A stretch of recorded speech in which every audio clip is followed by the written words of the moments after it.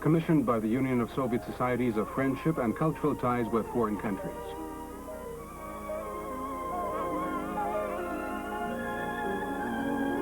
On October the 7th, 1977, the Supreme Soviet of the USSR adopted the nation's new constitution, the fundamental law of developed socialism. The new Soviet constitution, for the first time in history, proclaims, among other human rights and freedoms, the right to housing.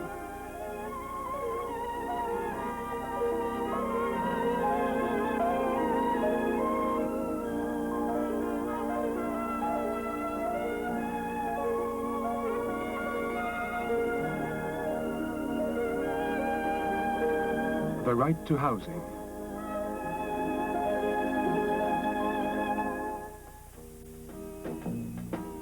Any right is real only when a person can use it, when it's guaranteed by the society. Today, the Soviet Union is a huge construction site. Nowhere in the world is housing construction proceeding on such a scale as in the USSR.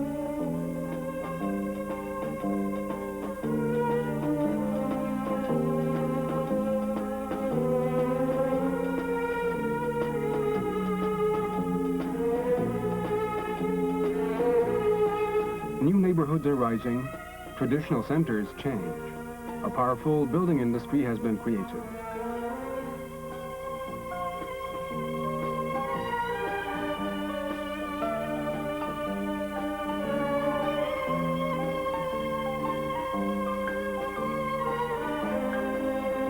Architects are working on new designs. These are cities of tomorrow. In the 10th five-year plan, the state allocated 100 billion rubles for new housing.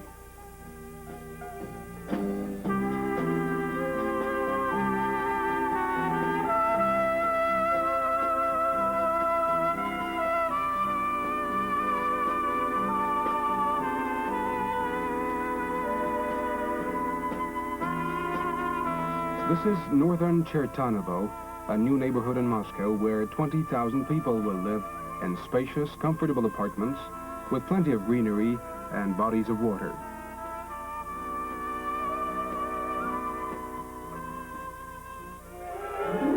There are already 42,000 people in this new neighborhood of Rusanovka in Kiev, and there are many like it in the Ukrainian capital.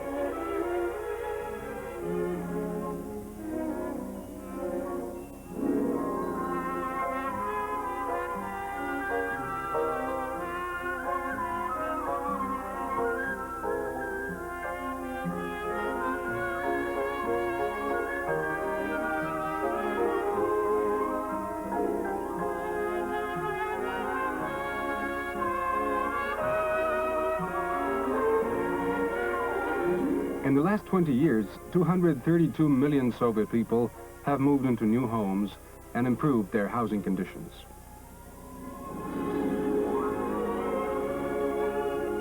The right to housing was proclaimed in one of the most populated countries of the world, in a country which survived the most devastating war in history.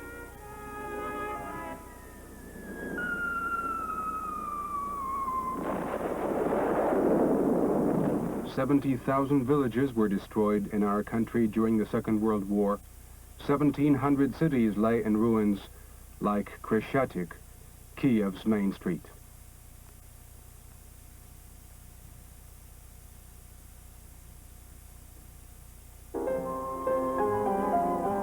Great effort and huge funds had to be invested in rehabilitation and new construction, which was pursued at an unprecedented rate.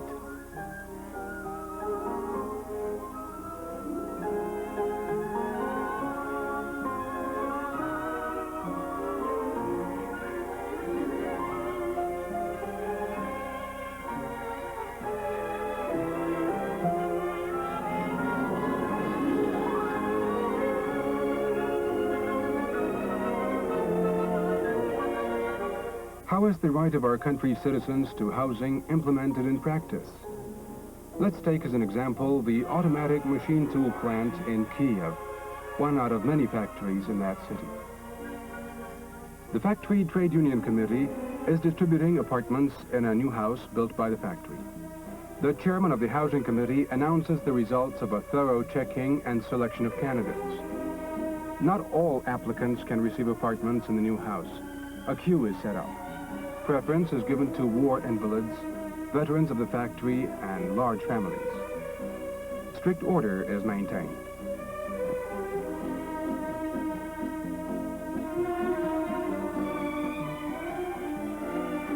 One of those receiving a new apartment is a milling machine operator, Georgi Tsishek.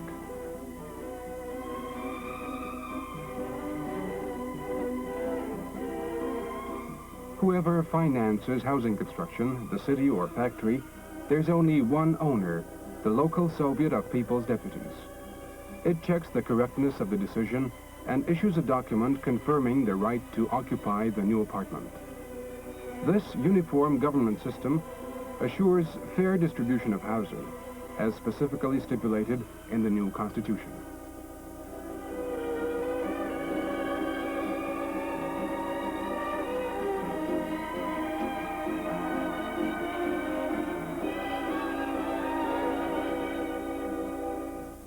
A new home is always a great joy, especially when the apartment is granted free and for occupation in perpetuity. One of the state's requirements towards the new owners is that they take good care of their housing.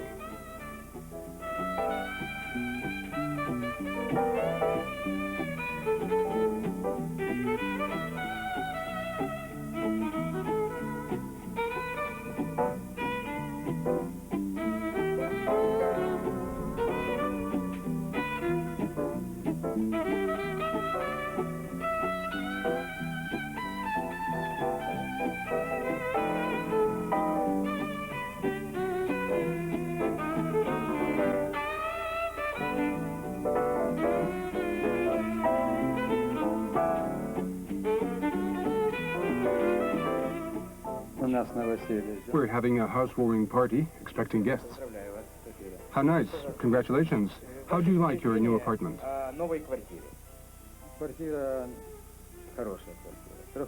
It's a good apartment. 3 rooms, all of them isolated.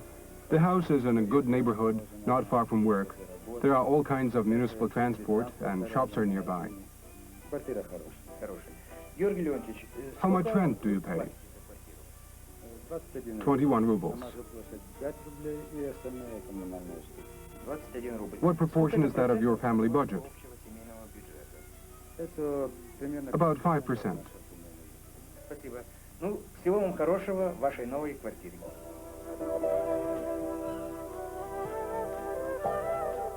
A good apartment means more than the roof over one's head. It's also the quality of the neighborhood, the fresh air, the greenery. Together with the home, one also needs all that makes an enjoyable life.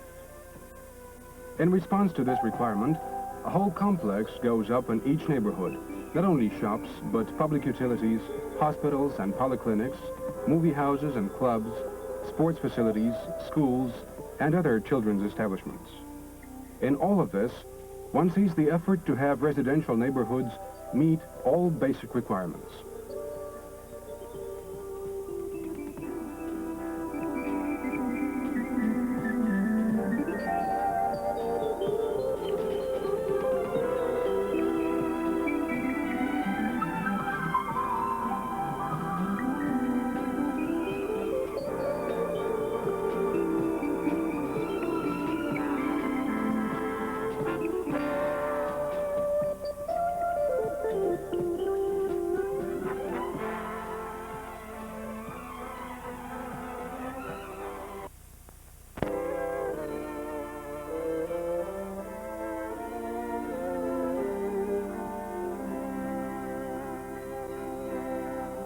As in many other cities, the historical center of Tallinn, capital of Estonia, comprises buildings of great architectural value, which create the city's inimitable image, just as Tallinn chimney sweeps give it its special atmosphere.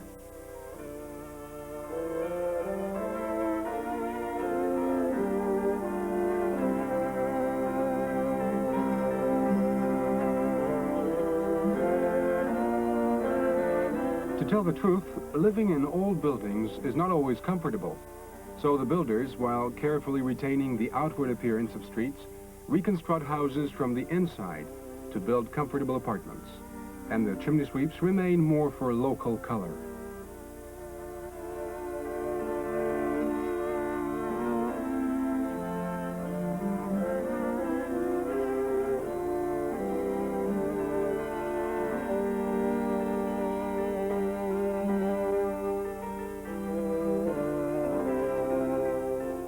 Housing maintenance in a big city costs a lot. Nevertheless, the state foots 2/3 of the bill. This is to keep rent down. This is one more guarantee of the right to housing. If, for one reason or another, a family doesn't care to wait for its turn to get a state-owned flat, it can invest in a cooperative. The state helps cooperative building, providing 15-year loans of 60% of the cost of the house. Interest is 0.5% a year. No payment is required for the land.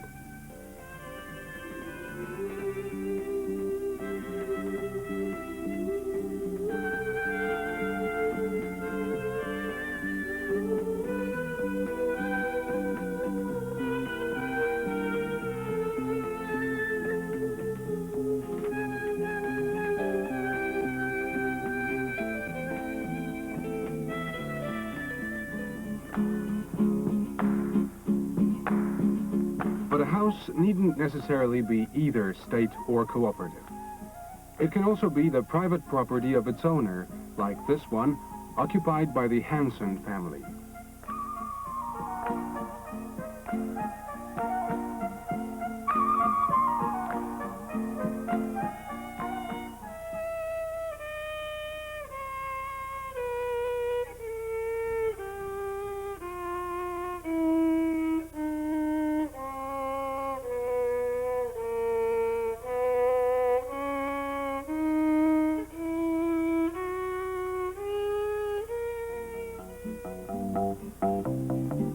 Hansen is a cooperative farm architect. All the houses here are built according to his designs.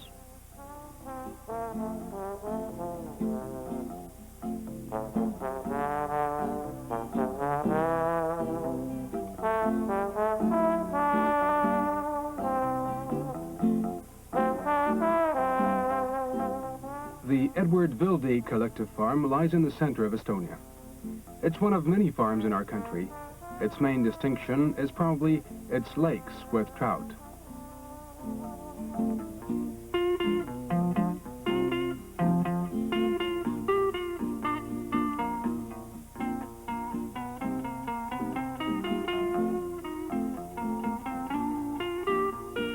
The fish provides for a considerable income.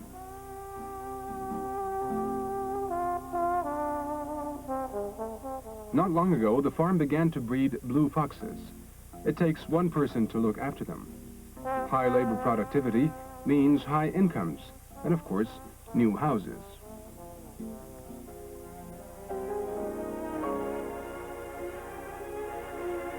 Eric Erelt, the cooperative farm chairman, discusses building plans for a new street in Pajusti village. Even though all the houses are privately owned, the state helps the owners exercise their right to housing by providing loans, building materials, and transport. If you want to live in your own house, you can build it.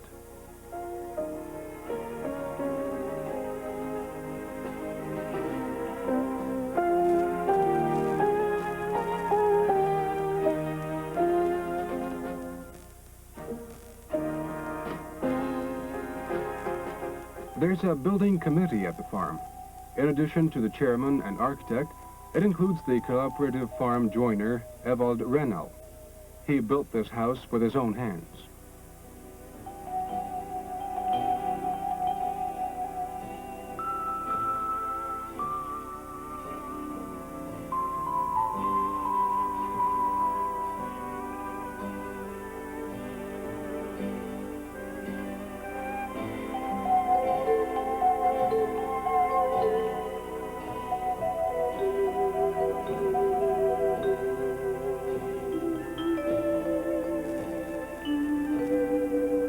The conversation drifts to village news. How is the brass band in which Evald's son is playing?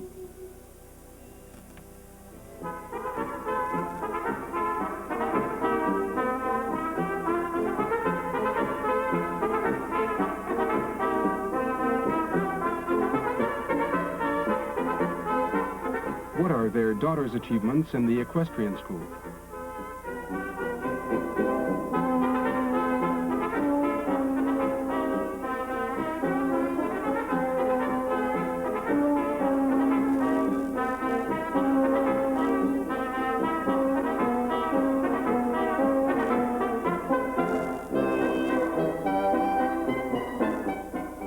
the life of the Estonian village, one can't help thinking how much a person needs. But the main thing, on which everything else hinges, is confidence in the future. In our country, this confidence is bred by the right to education and the right to work, and many other real rights and freedoms. One of the most vital and important among them is the right to housing.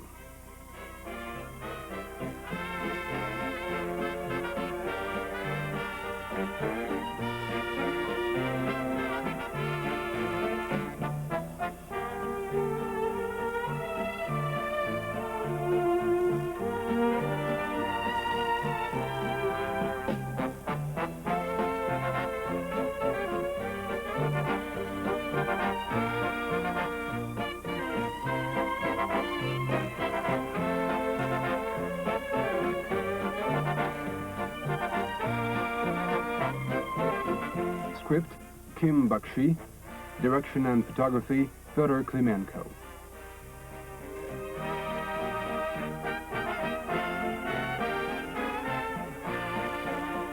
The Ukrainian Documentary Film Studios, Kiev.